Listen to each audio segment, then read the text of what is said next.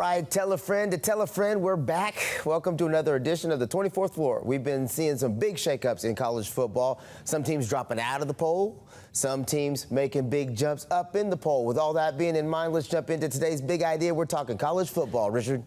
Man, Ruben, you know what it is. How about them Tigers? Through 2 games, the Memphis Tigers doing what they are supposed to do. But it doesn't come without a little razzle-dazzle. Go ahead, give me that big idea.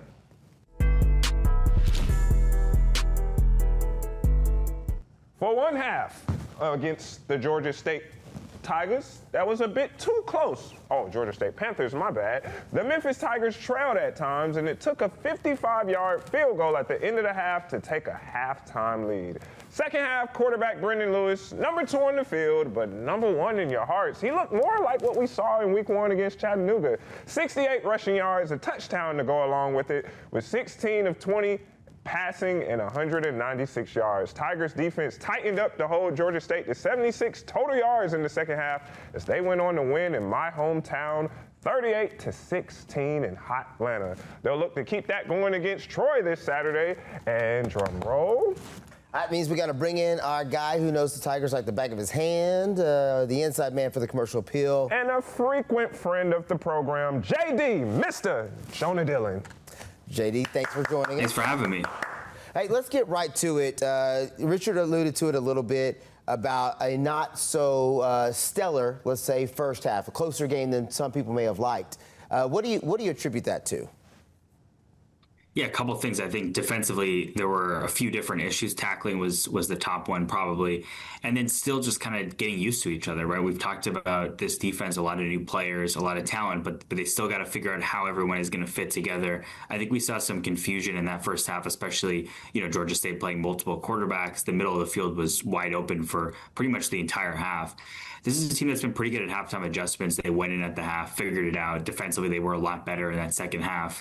Offensively, I think part of it was kind of grinding Georgia State down, especially we know this Memphis team, it's going to be all about running the ball, right? And they ran the ball in the second half. When you do that, you're going to kind of grind teams down, and they did that and were a lot more successful down the stretch. And so it all ended up working out 38-16 the way that you would have hoped. But like you said, definitely some concerning moments in that first half. Tell me what you liked from Brendan Lewis in last week's game. Yeah, efficiency is the top thing. I mean, he's completing most of his passes. Now, I know people can say he's not really throwing the ball downfield a lot. It's a lot of underneath things. And, the run game is setting up the pass game. And that's what this offense is going to be. But Memphis can win a lot of games by just having Brendan Lewis do those game manager type things. Don't turn the ball over. Run it when you need to, and be able to complete a 3rd and 3, 3rd and 4 pass to move the chains. If he can do that, there's a lot of games Memphis is going to be able to win just by doing that. Now, there's a couple where you might need to throw the ball down the field a little bit more, but I think we'll see that later in the season. What can we expect this week? You have this week that sets up for the following week. You start to get this buildup of bigger and bigger games. What can people expect to see this week out of the Tigers when they take the field? Yeah, this feels like a kind of weird, tricky game, right? On the road for the second straight week against a Sun Belt team, not a team that we normally see Memphis playing. And then obviously you've got the Arkansas game coming up next week. So it kind of clearly looks like one of those trap game spots. And I think trying to avoid that is the biggest storyline. Troy is an interesting team. They were winning at halftime last week against Clemson. And a lot of people saw that, and they don't realize that obviously Troy, they didn't play well in the second half. They lost that game. And I think Memphis is the better team. We saw Memphis play against Troy last year in Memphis and kind of dominate them. It feels like Memphis should be able to win this game. But if you look at the line, I think it started at 6.5 and it's come down, and now I think 3.5. So a lot of people believe in Troy, or they at least believe that Troy can keep this game close. That's an interesting storyline, because before the season, I would not have said to expect a 3.5 line for this game.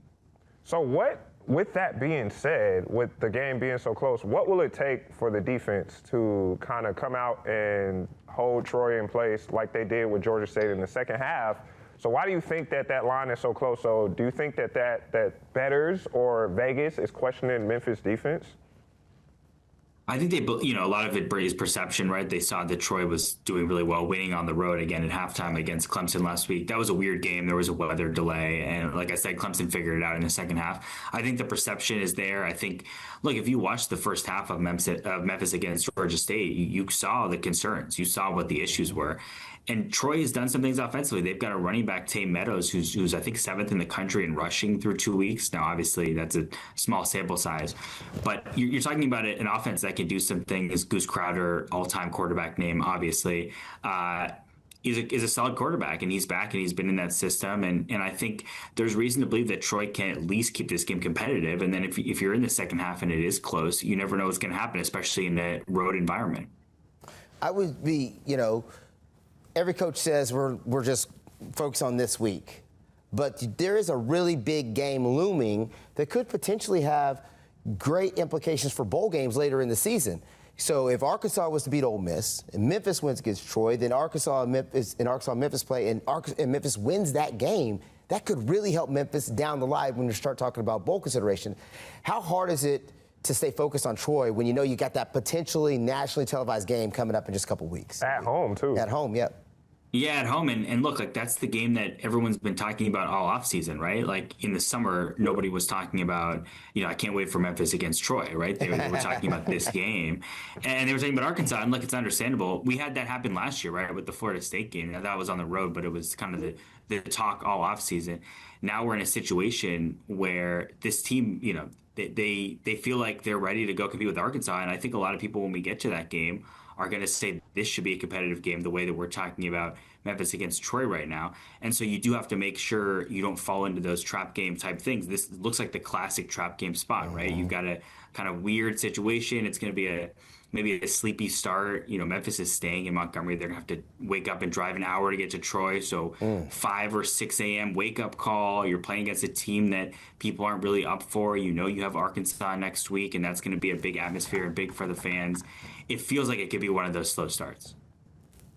All right, Jonah, as usual, you did a great job getting us ready for this week's game. And, of course, we'll be looking ahead in the future as well. Got to say thanks again for joining us on the program. Yeah, thanks for having me. No doubt.